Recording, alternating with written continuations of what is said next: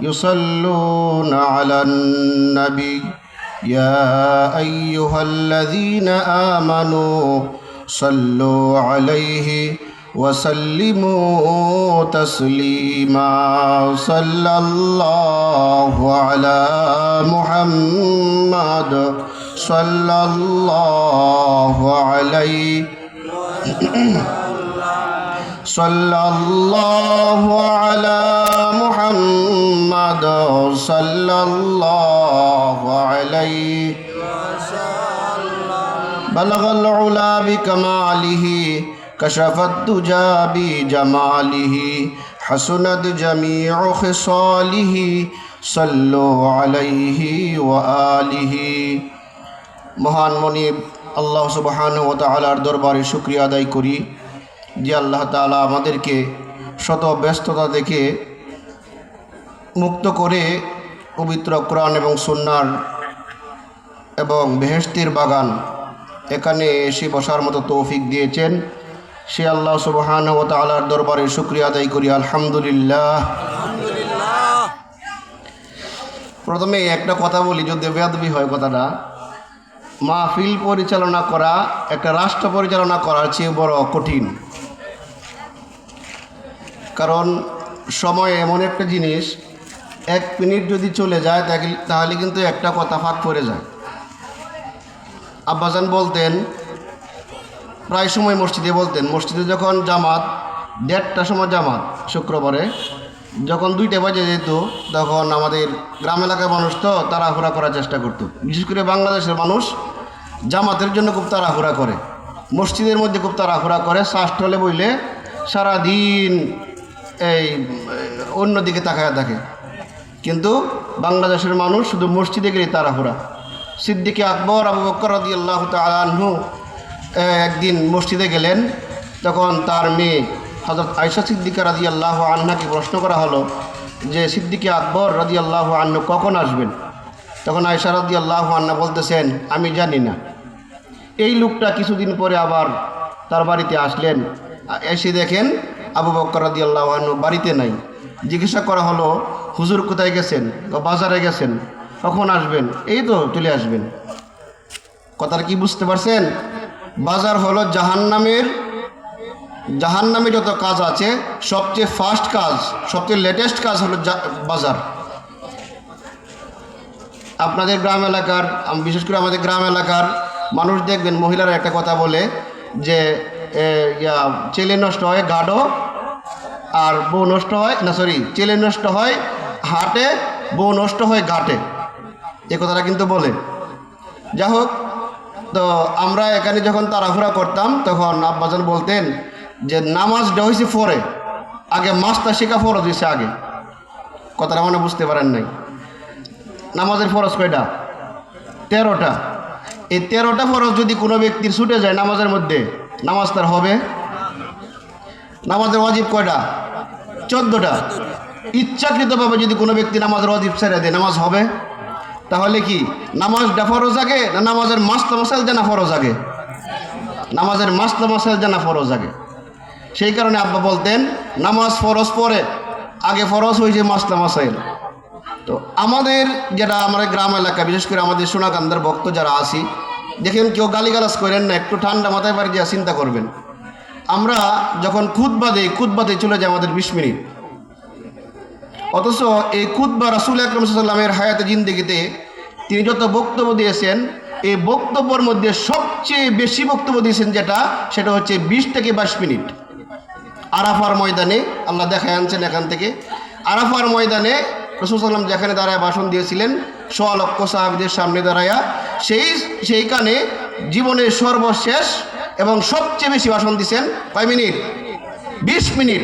আর এই 20 মিনিটের ভাষণ আজ পর্যন্ত 1400-1500 বছর হয়ে গেল, কোনো আলেম ওলামা, পীর মাশায়েখ, তাফসীরকারগণ এবং মুহাদ্দিসিন কেরামগণ কেউ এটার আগাগোড়া শেষ করতে পারতেছে না।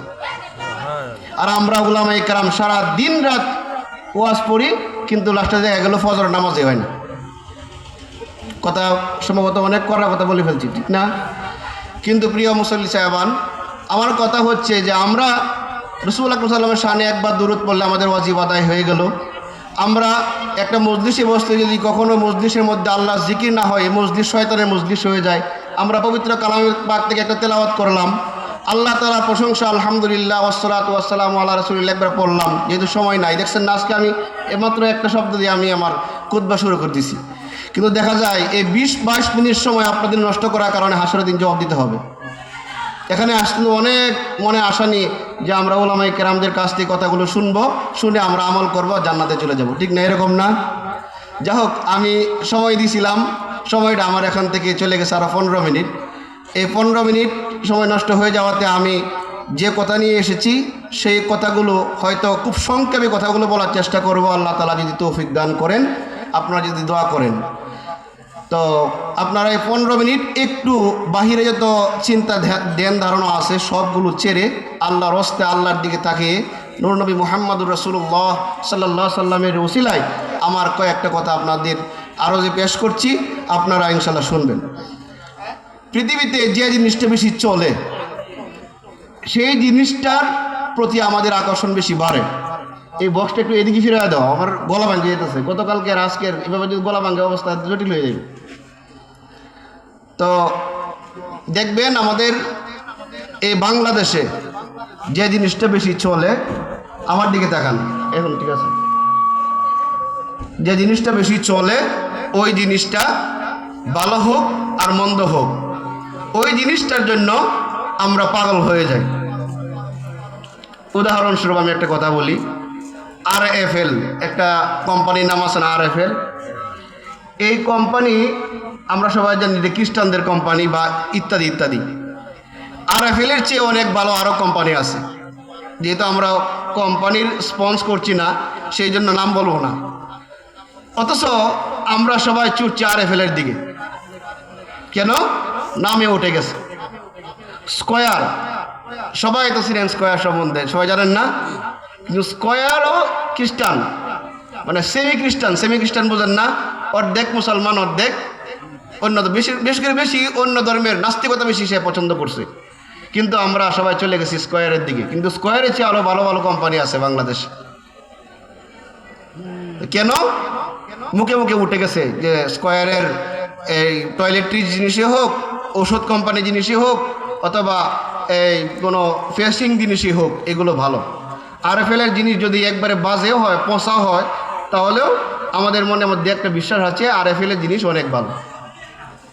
অনুরূপভাবে আমরা যে কথাটা অতি সহজে বুঝি, তেলা মাথায় তেল দেওয়া, এই সমাজে আমরা যে ওয়াজটা বেশি করি বা শুনি, সে ওয়াজটা হচ্ছে স্বামীর উপরে স্ত্রীর উপরে স্বামীর কি হক, সন্তানের উপরে পিতামাতার কি হক। কথা বুঝতেছেন না?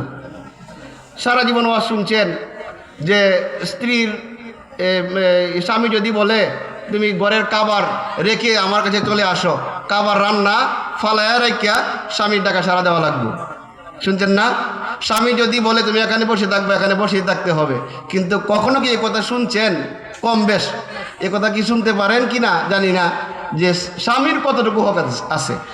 সারা জীবন দেখবেন শুধু স্ত্রীর হক, স্ত্রীর হক, স্ত্রীর হক, কিন্তু স্বামীর যে হকগুলো আছে এগুলো কিছু বলে না। তারা বলে তো আমি ধরা। অনুরূপভাবে সন্তানের উপরে কি হক, এই কথা সারা জীবন শুনছি যে সন্তান পিতামাতাকে সম্মান করবে, পিতামাতাকে শ্রদ্ধা করবে, পিতামাতা যেটাই করবে সেটাই শুনবে। কিন্তু পিতামাতারও কিছু হক আছে। পিতামাতার হক যদি আদায় না করে তাহলে এই সন্তান কখনো পিতামাতার হক আদায় করবে না। সাইয়্যিদিনা ওমর রাদিয়াল্লাহু আনহুর কাছে একজন লোক আসলো, এসে বলল, আমিরুল মুমিনিন, আমার ছেলে তো আমাকে ভরণ পোষণ দেয় না। তখন আমিরুল মুমিনিন কীরকম রাগী সবাই জানেন না? উমরের নাম বললে শয়তান 40 হাত দূর থেকে চলে যেত। আমিরুল মুমিনিনের কাছে যখনই বিচার চলে আসলো, আমিরুল মুমিনিন যে আমার ছেলে তো আমাকে ভরণ পোষণ দিচ্ছে না, আমিরুল মুমিনিন কী করলেন? তার ছেলেকে ডাক দিলেন, এই ছেলে এদিকে আসো। আসছে, তুমি তোমার বাবা মাকে কেন ভরণ পোষণ দাও না? তখন ছেলে খুব নম্রতার সঙ্গে বলতেছে, আমিরুল মুমিনিন, একটা কথা যদি সাহস দেন তাহলে বলবো। জি বলো। আমি যখন জন্মগ্রহণ করছিলাম, জন্মগ্রহণ করার পরে আমার ডান কানে আজান বাম কানে ইকামত দেওয়া আমার পিতামাতার উপর সুন্নত ছিল বা ওয়াজিব ছিল। আমার বাবাকে জিজ্ঞেস করেন আমার বাবা কি আমার ডান কানে ইকামত ডান কানে আজান বাম কানে ইকামত দিয়েছেন কিনা। আমিরুল মুমিনিন জিজ্ঞেস করলেন তার পিতাকে, তুমি কি এই কাজ করছো? পিতা মাথা নাড়িয়ে বলে, জি না আমিরুল মুমিনিন, আমি করি নাই। তখন ছেলে আবার বলল, আমিরুল মুমিনিন, আপনি আমার বাবাকে জিজ্ঞেস করেন যে আমার বাবা এবং আমার মার উপর ফরজ ছিল আমার জন্য একটা মুসলমানি বা ইসলামী নাম রাখা। আমার বাবা এবং মা আমার জন্য ইসলামী নাম রাখছেন কিনা জিজ্ঞেস করেন তো। সাইয়্যিদিনা উমর রাদিয়াল্লাহু আনহু বললেন যে তুমি কি কাজ করছো? পিতাকে জিজ্ঞেস করতেছে। তখন পিতা বলতেছে যে না আমিরুল মুমিনিন, আমি আমার ছেলের মুসলমানি বা ইসলামী নাম রাখিনি। এরপরে ছেলে বলতে লাগলো, এ আমিরুল মুমিনিন, আমি যখন জন্মগ্রহণ করেছি, জন্মগ্রহণ করার 7 দিন পরে আমার পিতামাতার উপরে সুন্নতে মুআক্কাদা ছিল। আমার পিতামাতা আমার মাথার চুল কামায়া, ওই চুলের ওজন পরিমাণ যদি আমার পিতামাতা যদি ধনী হয় তাহলে আমার পিতামাতার উপর ওয়াজিব ছিল ওই পিতামাতার স্বর্ণের মূল্য গরিব মিসকিনদের মধ্যে দান করে দেওয়া। আর পিতামাতা যদি গরিব হয় তাহলে ওই চুলের ওজন পরিমাণ রূপার টাকা দিয়ে গরিব মিসকিনদের মধ্যে বন্টন করে দেওয়া। জিজ্ঞেস করেন আমার এই পিতামাতাকে আমার এই চুল মাথার চুল 7 দিন পরে কামাইছে কিনা, কামায়া এর ওজন পরিমাণ স্বর্ণ বা রূপা গরিবদের মধ্যে দিছে কিনা, আর 7 দিন পরে আমার জন্য আমার পিতামাতা আকিকা করছে কিনা। সাইয়্যিদনা উমর রাদিয়াল্লাহু আনহু তার পিতামাতাকে জিজ্ঞেস করলেন, তোমরা কি তোমার সন্তানের মাথার চুল কামায়া এই তৎপরিমাণ ওজনের স্বর্ণ কিংবা রূপার টাকা গরিব মিসকিনকে দিছো কিনা এবং আকিকা করছো কিনা? তখন বাবা মা বললে যে না, আমি এই কাজ করিনি। তখন ছেলেটি আবার বলল, আমিরুল মুমিনিন, আমার মার উপরে ওয়াজিব ছিল, আমার মার উপরে ফরজ ছিল, আমার মার বুকে দুধ খাওয়াবে, অফিসলহু ফি আমাইন, আমার মা আমাকে 2 বছর বুকে দুধ পান করাবে। আমার মাকে জিজ্ঞেস করেন আমাকে 2 বছর বুকে দুধ পান করাইছে কিনা। মা তখন বলতে লাগলো, আমিরুল মুমিনিন, আমি তো আমার ছেলেকে 2 বছর বুকে দুধ পান করাইনি। সন্তান আবার প্রশ্ন করলেন, আমিরুল মুমিনিন, আপনি আমার পিতামাতাকে জিজ্ঞেস করুন যে আমার পিতামাতা আমরা যে ভাই বোন আছি ওই ভাই বোনদের পরিপূর্ণ ব্যয় ভার আমাদেরকে দিয়েছে কিনা। আমাদের ভাই বোন যে আছি ওই ভাই বোনদেরকে যে আমাদের খরচ ছিল ওই খরচগুলো হক পদ্ধতিতে আমাদেরকে দিছে কিনা আপনি জিজ্ঞেস করুন। তখন সাইয়্যিদনা উমর রাদিয়াল্লাহু আনহু তার পিতামাতাকে বললেন, হে পিতামাতা, তোমরা কি তোমার এই সন্তানদের হক ব্যয় ভার বহন করছো কিনা। তখন পিতামাতা বলতে লাগলেন যে সাইয়্যিদনা উমর রাদিয়াল্লাহু আনহু বা আমিরুল মুমিনিন, আমি এই কাজ করিনি। তখন মেয়েরা বলতে লাগলো, এ আমিরুল মুমিনিন, আপনি আমার পিতামাতাকে জিজ্ঞেস করুন, ছেলেকে এক মতো দেখছে আর মেয়েকে আরেক মতো দেখছে। আমার পিতামাতা আমাকে অর্থাৎ ছেলেকে এবং মেয়েকে সমান দেখছে কিনা জিজ্ঞেস করেন তো। তখন ছেলের মেয়ের পিতামাতা বলতে লাগলো, না, আমরা ছেলেকে দেখছি একরকম, মেয়েকে দেখছি আরেক রকম। তখন ছেলেটা আবার প্রশ্ন করলো, আমিরুল মুমিনিন, আপনি আমার পিতামাতাকে জিজ্ঞাসা করুন, আমি যখন বড় হলাম 7 বছর থেকে 8 বছর হলাম তখন আমার পিতামাতা আমাকে ধর্মীয় শিক্ষা দ্বীনি শিক্ষা আমার পিতামাতা আমাদেরকে দিছে কিনা। তখন পিতামাতাকে আমিরুল মুমিনিন জিজ্ঞেস করলেন, হে পিতামাতা, তোমরা কি তোমার সন্তানদের ধর্মীয় শিক্ষা দ্বীনি শিক্ষা দিছো কিনা। তখন পিতামাতা বলল, না আমিরুল মুমিনিন, আমি আমার সন্তানদের এরকম শিক্ষা দান করি কিনা। সর্বশেষ এই ছেলেটি প্রশ্ন করলো আমিরুল মুমিনিনকে, সাইয়্যিদনা উমর রাদিয়াল্লাহু আনহুকে প্রশ্ন করলেন, আমিরুল মুমিনিন, আপনি আমার পিতামাতাকে জিজ্ঞেস করুন ওই পিতামাতা কোনো দিন আমাদের সাথে সুন্দর আচরণ করছে কিনা বা আমাদেরকে বুকে জড়ায়া 2 গালে 2 চুমা দিয়েছে কিনা জিজ্ঞেস করুন তো আমার পিতামাতাকে। তখন পিতামাতাকে জিজ্ঞেস করা হলো, পিতামাতা বলল যে না আমিরুল মুমিনিন, আমরা এই কাজ করছিনি। তখন ছেলে বলতে লাগলো, সাইয়্যিদনা উমর রাদিয়াল্লাহু আনহুকে বলতে লাগলেন যে এ আমিরুল মুমিনিন, আমার পিতামাতা আমাদের কখনোই কোনো হক আদায় করে নাই। কোন সাহসী পিতামাতা আপনার কাছে বিচার দিল যে আমরা তাদের হক আদায় করব। তখন উমর রাদিয়াল্লাহু আনহু একবারে নম্র হয়ে গেলেন আর বলতে লাগলেন, হে পিতামাতা, তোমাদের সাহসটা কতটুকু বড়, তোমাদের পিতা সন্তানদের হক পরিপূর্ণ, কোনো হকই তোমরা আদায় করনি, আর তোমরা আমার কাছে একবারে ন্যায় বিচারকের কাছে আসছো বিচার চাইতে, যে যেন তোমাদের সন্তানদের বিচার করি।